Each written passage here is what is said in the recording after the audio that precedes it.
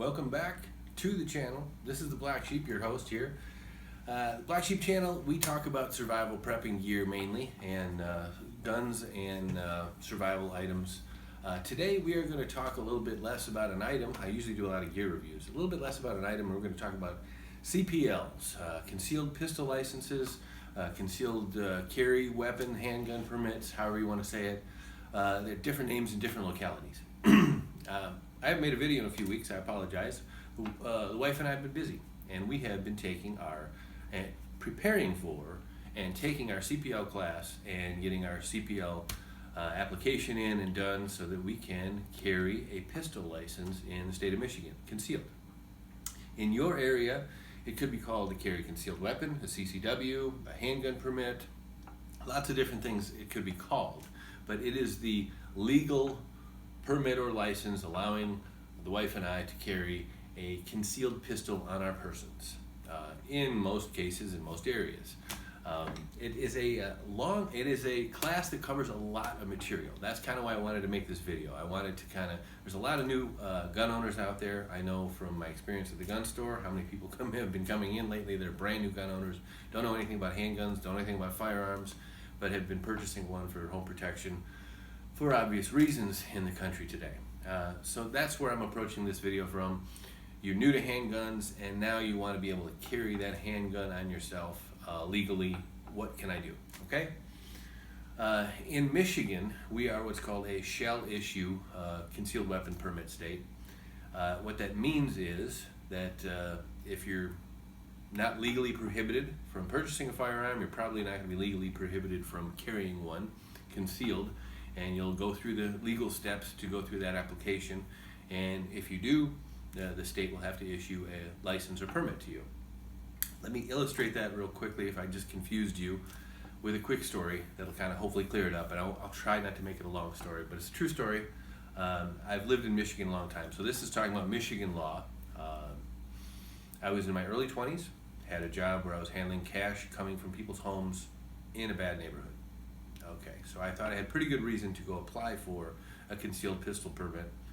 At the time, they were called CCWs in Michigan, I believe, carry concealed weapon, CCW, and they had different levels. But the law was different back then, okay? We were not a shell issue state. The law was different. I had to do similar things. I had to take a class, submit my fingerprints, full background check, and all that sort of thing, pay a fee.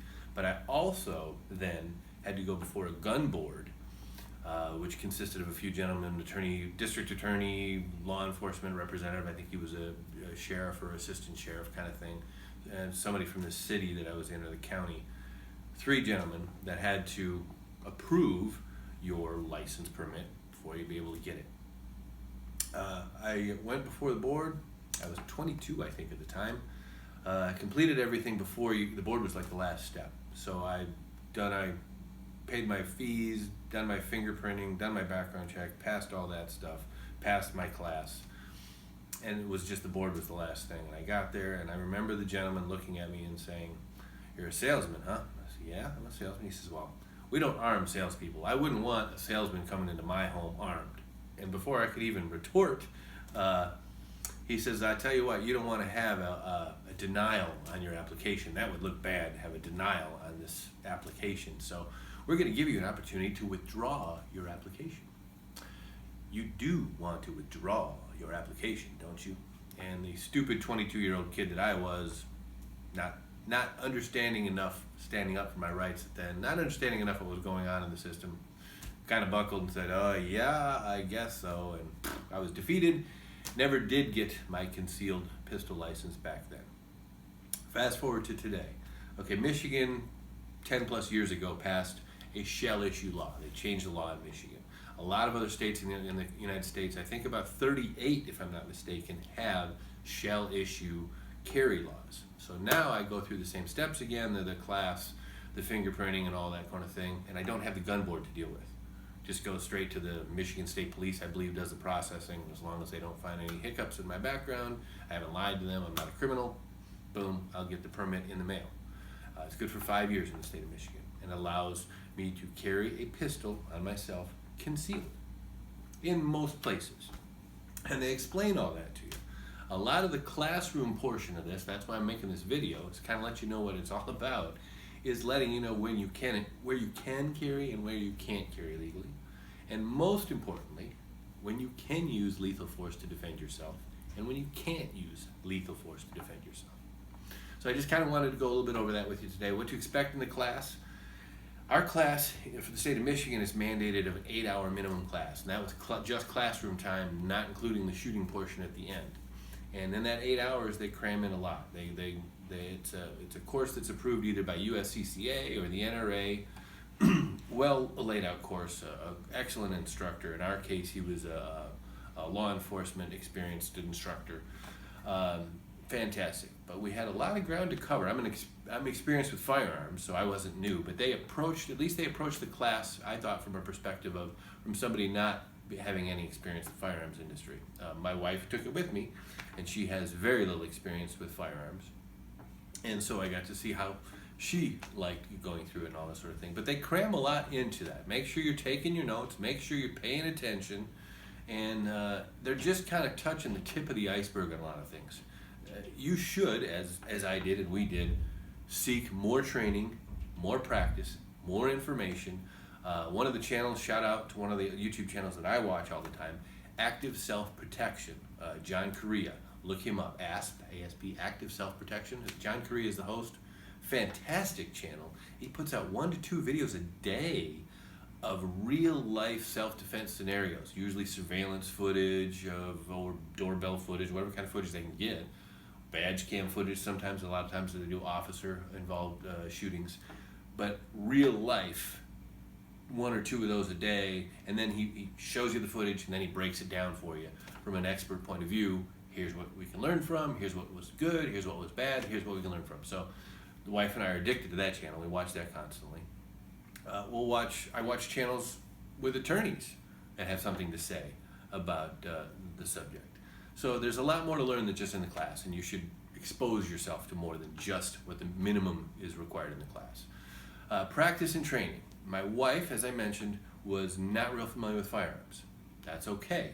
Don't be intimidated if you're brand new to firearms, you haven't bought a firearm yet, you've never bought a handgun, you just bought your first one. Don't be intimidated about taking the class. I met a lady at the store this weekend. She seemed to be a little intimidated. She signed up for the class, but she could tell from her demeanor, she was like, I don't know what to expect. Again, that's one of the things I guess prompted me to make this video.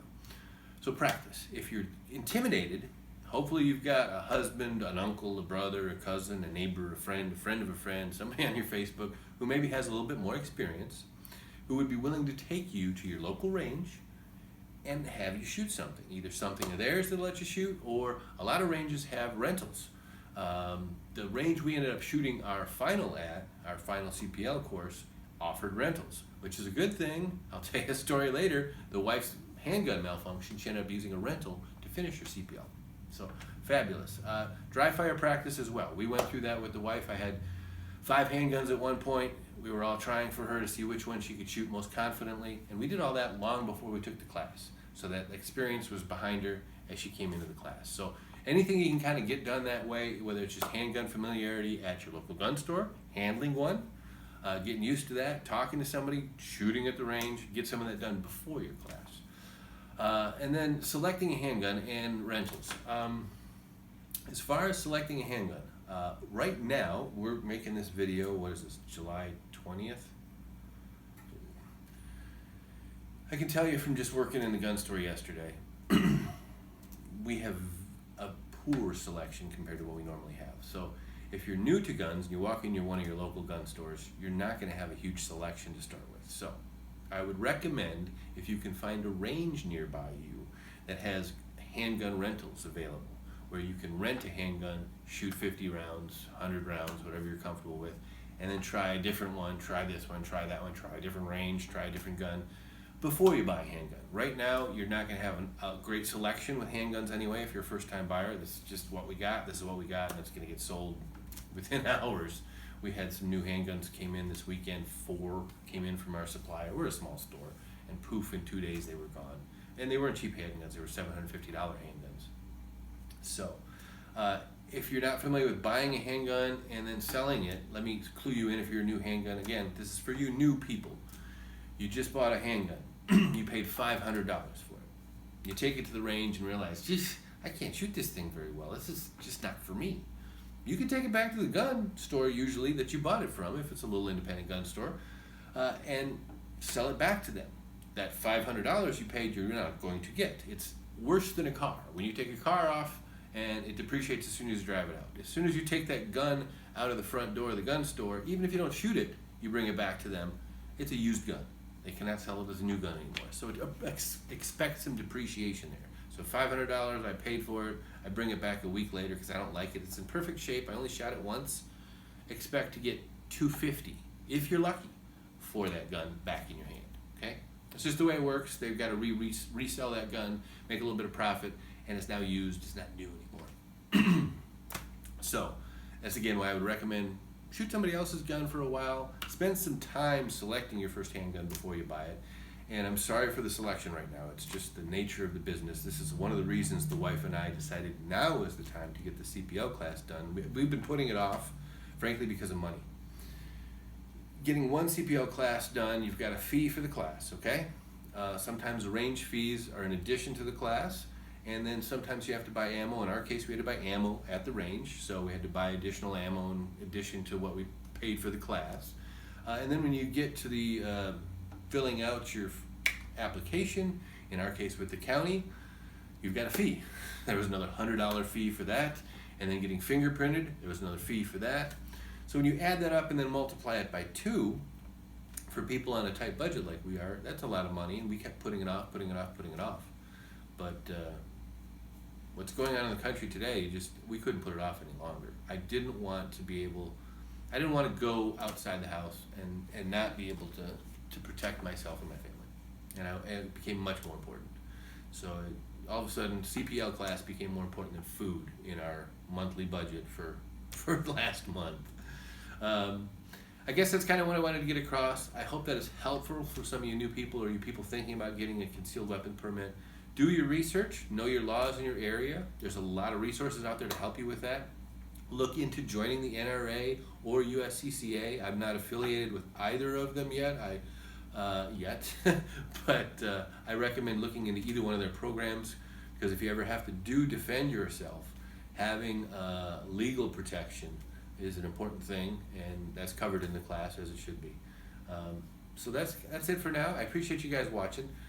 Come back and see me again next time on the channel. If you like what you see, hit like down there. Hit me in the comments what it's like in your state, what you went through, if you went through a CPL class recently, good, bad, and different, what you learned.